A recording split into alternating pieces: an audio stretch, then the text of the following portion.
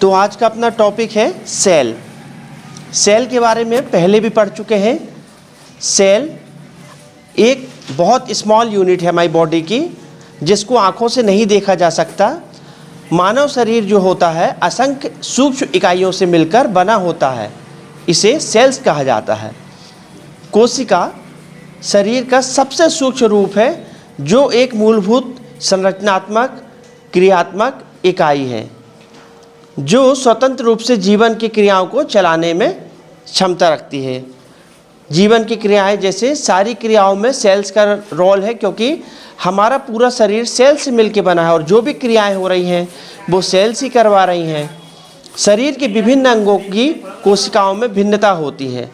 हर जगह एक जैसी सेल्स नहीं होती, शरीर में अलग अलग स्थान है तो सेल्स भी अलग अलग तरह की होती है। और आगे चल के सेल्स के प्रकार के बारे में भी जानेंगे।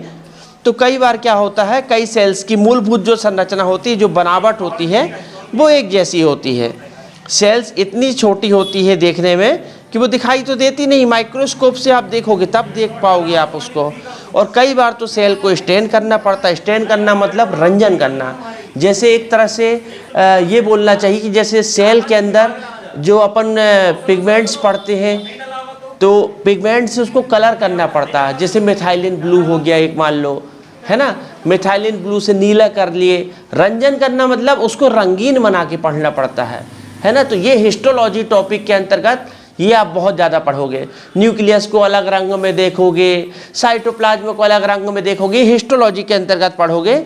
स्टेनिंग ये एक टॉपिक होता है जिसमें सेल को रंगीन करना पड़ता है। इसी प्रकार से आप अलग अलग भाग देख सकते हो। स्टेनिंग की क्रिया के बाद सेल में सेल बॉडी भी पाई जाती है। कार्यों की विभिन्नता के कारण कोशिकाओं के आकार और आकृति में भी अंतर होता है। अलग अलग कार्य करती कोशिकाएं, तो उसमें विभिन्नता भी होती है। अलग अलग कार्य करती, उनकी आकृति भी अलग अलग होती है ना। तो कुछ रचनात्मक विशिष्ट गुण उन सभी में एक समान होते हैं। कई बार क्या होता है, सेल्स में जो बनावट होती है एक जैसे भी मिलती जुलती है और वो कार्य अलग अलग कर सकती है। तो इसके बाद यहाँ पे आप एक डायग्राम के बारे में जानेंगे, जिसमें माइक्रोविलाई, माइक्रोफिलामेंट, माइक्रोट्यूब्यूल, सेंट्रियोल और माइटोकॉन्ड्रिया, प्लासेंटा मेम्ब्रेन, प्लासेंटा है ना, plasma membrane, plasma membrane, plasma की जो झिल्ली है वो उसके बारे में पढ़ेंगे, चारों तरफ से जो कवर करी है। न्यूक्लियस होता है, एक केंद्रक होता है सेल के अंदर। लाइसोसोम, आत्महत्या की थैली। साइटोप्लाज्म जो द्रव्य है उसके बारे में। साइटोप्लाज्मिक वेसिकल्स होते हैं, जो छोटी छोटी थैलियाँ हैं। साइटोप्लाज्म द्रव्य बताया। Rough endoplasmic reticulum, smooth endoplasmic reticulum, shortcut में ER, एंडोप्लाज्मिक रेटिकुलम। ये दो तरह का होता है, एक खुरदुरा और एक चिकना। इसके बारे में पहले भी पढ़े हैं, RER और SER, smooth endoplasmic reticulum, rough endoplasmic reticulum. Endoplasmic मतलब ये एक जाल की तरह संरचना बनाती है। हमारी बॉडी में कई तरह का इसका भी जाल पाया जाता है। सेल्स में भी मिलेगा और कुछ ऑर्गन्स में भी इसका विशेष रोल है।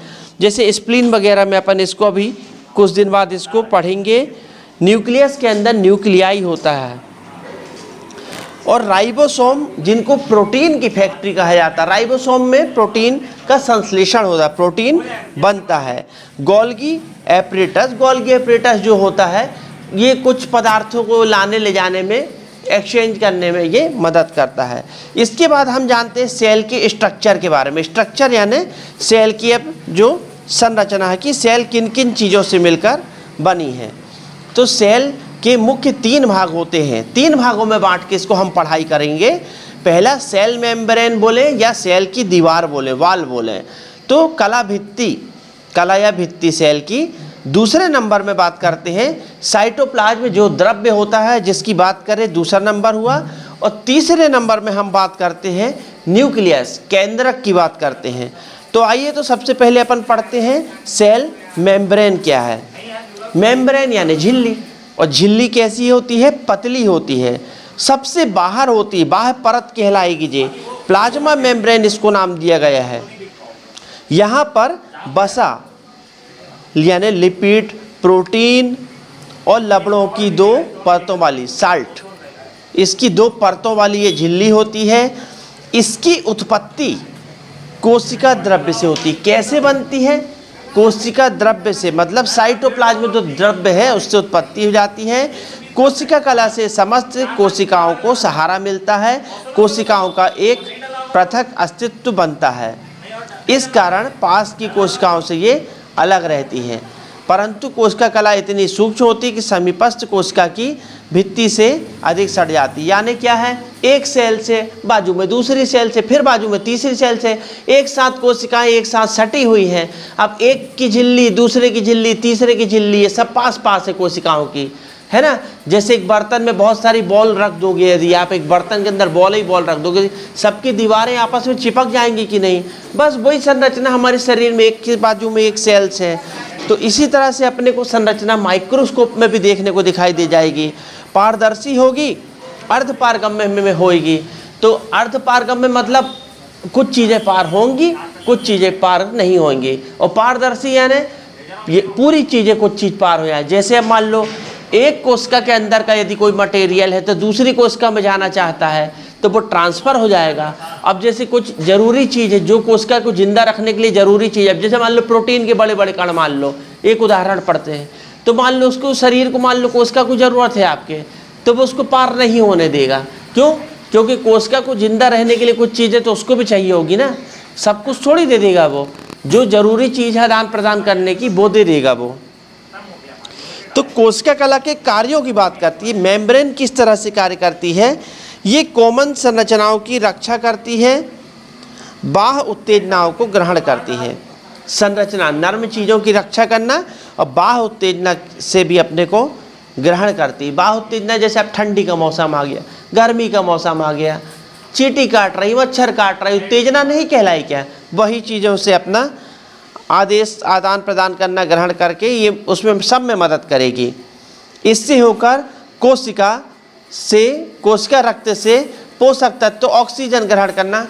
आपको भी पता है कि हर सेल्स को ब्लड भी चाहिए, ऑक्सीजन भी चाहिए, ये सारी क्रिया होती है। और वेस्ट प्रोडक्ट को भी बाहर करना, सेल्स से वेस्ट प्रोडक्ट बाहर निकलते हैं। आप चाहे पसीना निकल रहा बोल दो, चाहे कार्बन डाइऑक्साइड गैस निकल रहा है ये बोल दो।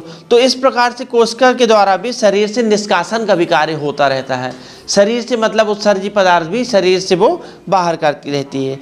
वस्तुतः कोशिका के भीतर बाहर जाने वाले पदार्थों जैसे जल, ऑक्सीजन, कार्बन डाइऑक्साइड, ग्लूकोज आदि पर कोशिका कला का पूर्ण नियंत्रण था। मतलब कोशिका कला सब चीज़ें देखती है, जो अंदर भी आने वाली चीज़ों को देख रही है और कोशिका कला की बाहर जाने वाली चीज़ों का भी नियंत्रण वो देख रही है।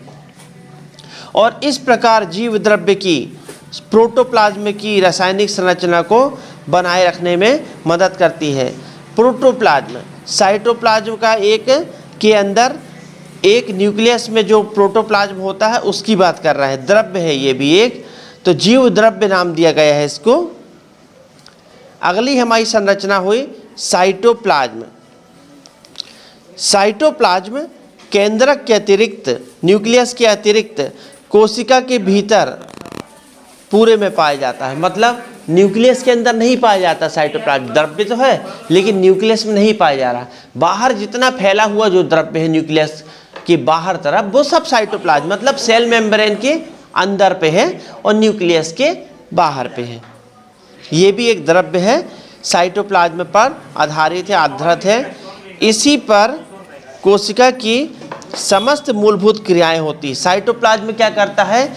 सेल्स की मूलभूत क्रियाएं जिसकी अभी बात कर रहे थे, जैसे वृद्धि होना, श्वसन होना, गतिशीलता होना, पाचन होना, उत्सर्जन होना, चयापचय होना, उत्तेजनशीलता होना, प्रजनन होना, ये सारी क्रियाएं ये साइटोप्लाज्म नियंत्रित करता है, ये सब देखता है।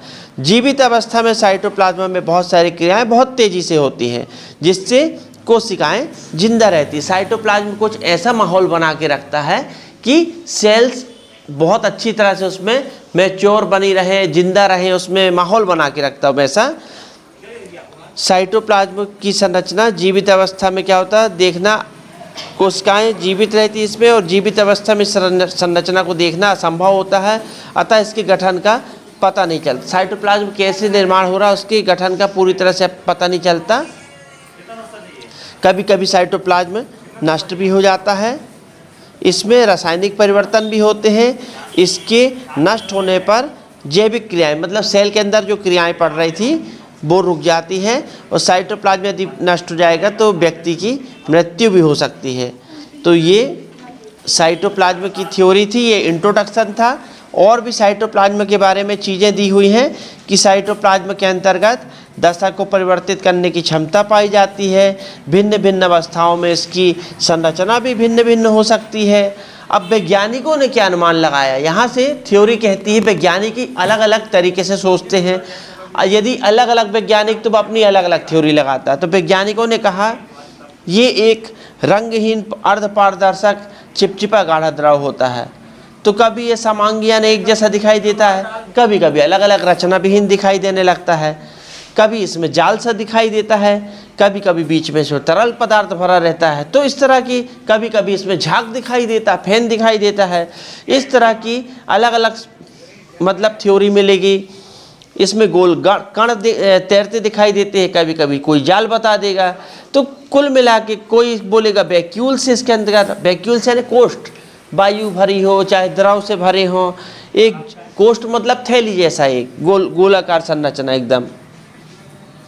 तो इस तरह से संरचना बताएंगे। कोई बोलेगा कि इसमें छोटे छोटे कण पाए जाएंगे, कंकड़ जैसे छोटे छोटे कण पाए जाएंगे जिनमें ब्राउनी गति होएगी। जैसे अमीबा एक गति करता, अमीबा की गति देखे होगे, ऐसे ऐसे गोल गोल घूम घूम के वो पूरा चारों तरफ से कोई भी चीज़ को, जैसे एक पदार्थ है उसको चारों तरफ से घेर के ऐसा नष्ट कर देगा, बीच में गटक लेगा, उसको खा जाएगा उसको। अमीबा की गति स्कूल के टाइम में पढ़ाया गया है पहले भी। तो आगे पढ़ते हैं कि कोशिका के साइटोप्लाज्म में ऑर्गेनिक सब्सटेंस होते हैं, कार्बनिक पदार्थ होते हैं। वो कौन कौन से होते हैं? Protein, carbohydrate. तो इसमें दो प्रकार के होते हैं। घुलनशील कार्बोहाइड्रेट, जिसके अंतर्गत हम पढ़ते हैं कार्बोहाइड्रेट के अंतर्गत ग्लूकोज, माल्टोज, सुक्रोज, ये शुगर की प्रकार, शक्कर के प्रकार।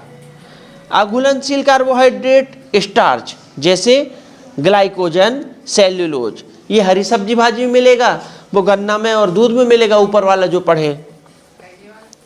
इसमें फैट भी पाई जाती है। तो फैट में क्या है? अच्छा, इनऑर्गेनिक सब्सटेंस पढ़ते हैं। इनऑर्गेनिक सब्सटेंस के अंतर्गत phosphate, chloride, calcium, sodium, potassium, ये सब मिलते हैं। इसमें विभिन्न प्रकार के विटामिन, पेप्सिन, ट्रिप्सिन, ये भी एंजाइम इसमें पाए जाएंगे। उपयुक्त समस्त पदार्थ साइटोप्लाज्म में नॉन लिविंग होते हैं, जिसमें साइटोप्लाज्मिक इंक्लूजन, मतलब जो साइटोप्लाज्म द्रव में कुछ पदार्थ और पाए जाते हैं अजीवित अवस्था में, जो जीवित नहीं रहते, तैरते रहते हैं, उनको नॉन लिविंग कहते हैं। जो चीज़ जिंदा रहती है उसको लिविंग कहते हैं, और जो चीज़ जिंदा नहीं रहती उसको नॉन लिविंग कहते हैं, जिसमें साइटोप्लाज्मिक इंक्लूजन नाम दिया गया है इसको। तो साइटोप्लाज्म में बहुत सारी संरचनाएं पाई जाती हैं, तो जिसको साइटोप्लाज्मिक ऑर्गेनिज्म कहा जाता है।